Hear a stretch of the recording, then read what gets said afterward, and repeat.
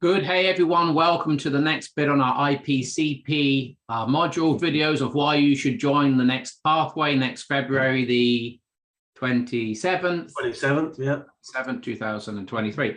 Good. So we just want to talk a little bit about how Identity Compass and the artificial intelligence brings an integral capacity to coaching. And we're going to have Jay talk us through how standard or traditional coaching works in the left-hand quadrants mainly, and how Identity Compass brings a more holistic, whole and integral approach to working with the client and also for you as a coach. So we're going to have a quick look at a slide and then Jay and I will have a conversation. So here we go, get ready. So this is the difference that makes the difference between subjectivity and objectivity. And it's massive in coaching because the whole field of coaching is basically grounded in the coach's and the client's subjectivity. So this is a game changer we're about to look at. Here we go. Good.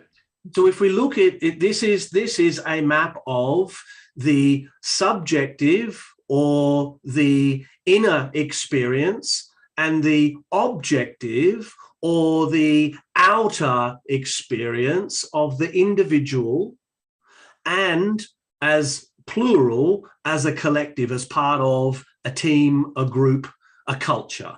Yeah. And so we're looking at the subjective and objective of the individual and the collective. If we look in the upper left quadrant, you'll see it's marked there in red. The inner experience of the coach counts for almost everything in conventional coaching. So that means that a coach not only has to be really well trained, but they've got to have gone through it themselves. And if they haven't gone through it themselves, they're going to find it really, really difficult to navigate contextually as well as subjectively the landscape they're taking the client through. Now, that plays out in stuff like high-performance sport where, hey, I'm not a Formula One driver, and nor do I need to be, in order to help another Formula One driver get their inner and outer game straight and right to be able to drive effectively to their potential. So currently coaching is grounded in the coach's map and the coachee's map. The coachee is bringing their subjectivity to, here's the problem and here's what I want. The coach then says, well, given what you want and given the problem that I am hearing subjectively behind that problem is X. Oh, well, that kind of makes sense. And it all begins to land and they might work their way through it and it might be actually pretty useful. Good. In the lower left, second person perspective, then they are co-creating a shared map. Firstly, a shared map of current understanding, and secondly, a shared map of difference. And that's as far as conventional coaching can go. So left-hand quadrants. Left-hand quadrants. Okay, so that's like traditional coaching, even developmental coaching, right? When you're just, what you're saying is the coach subjective experience and the client's subjective experience are interacting to the coaching session. Right. Good. Holistically. And the big problem with that is that the coach doesn't have any context. So they're going to only rely on what the client's bringing to the process, which of course is going to be limited to what the client thinks is important. And this is the difference that makes the difference. We need to turn that subject into object. So we need something or someone or a process or a system to help us do that, to help us take a mind dump of the client and make it objective. Good. So how does Identity Compass make this a more integrally informed coaching session in the right hands?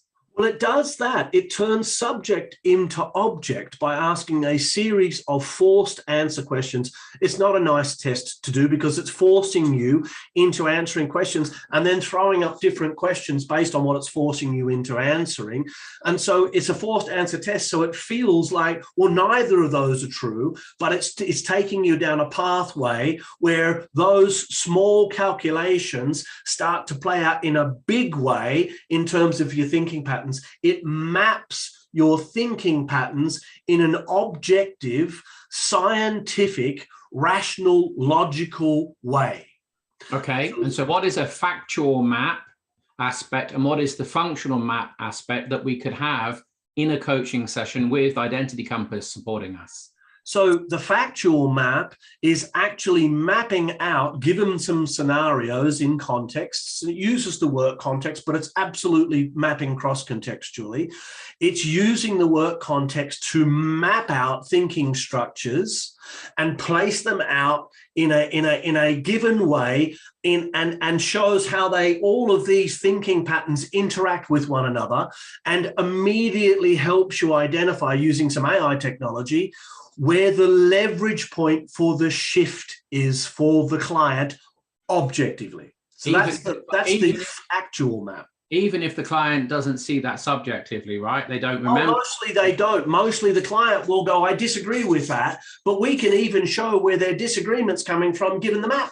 We can show how they mismatch, and that disagreement's actually part of a mismatch, and we can tell that that's on behalf of self-care based on what we're seeing in the map.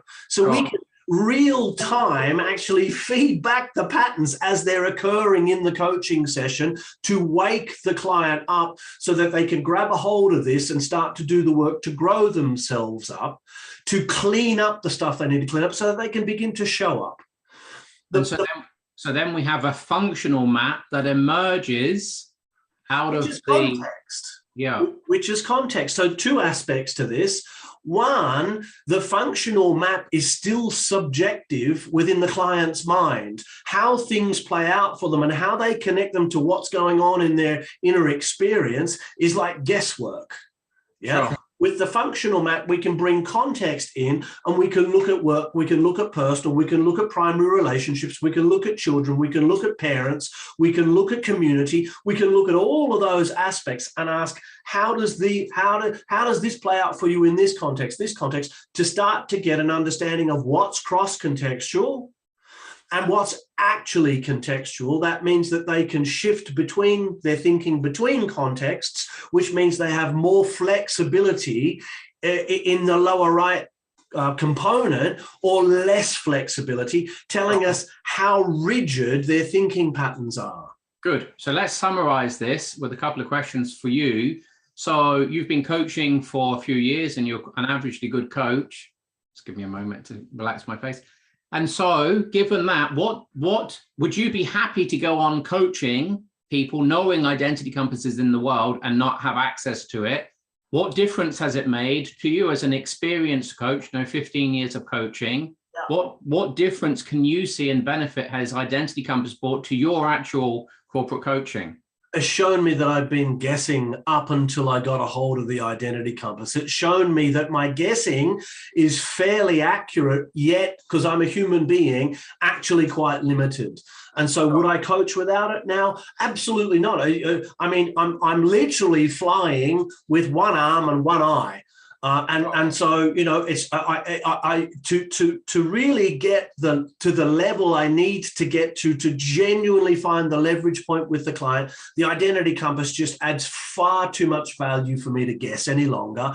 And it's from their perspective, right? I've had a client go, I don't agree. And I've said to the client, it wasn't me who filled in your Identity Compass, it was you. So I'm not saying this, actually you are. You're disagreeing and taking a polar response against yourself. And then I said, let's look at the Identity Compass and see how that actually works out. And we found 6 key driver cognitive intentions that fit that pattern. And the moment the client saw it, the client literally went bright red and said, I feel more seen and more understood than any other conversation I've ever had with anybody to this point. I have not understood why I'm getting the responses I'm getting, and now I'm starting to understand why they happen the way they happen. And what percentage would you say that's Jay Headley's capacity, and what percentage would you say that Identity Compass has informed in that session?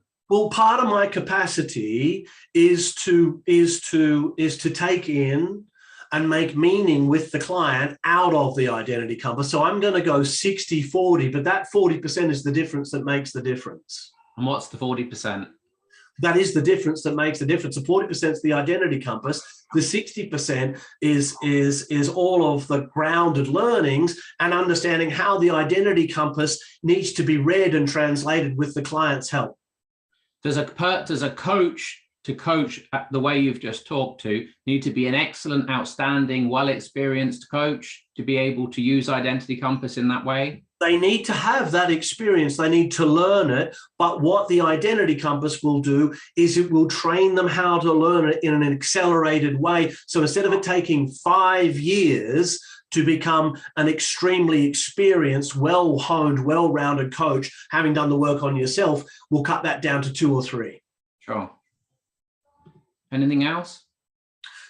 Come and look at the program. If you haven't had a chat with us, book a chat, get on the program. If you want to coach at the next level, this is the process and the tool that is going to take you there. Good. Catch you next time.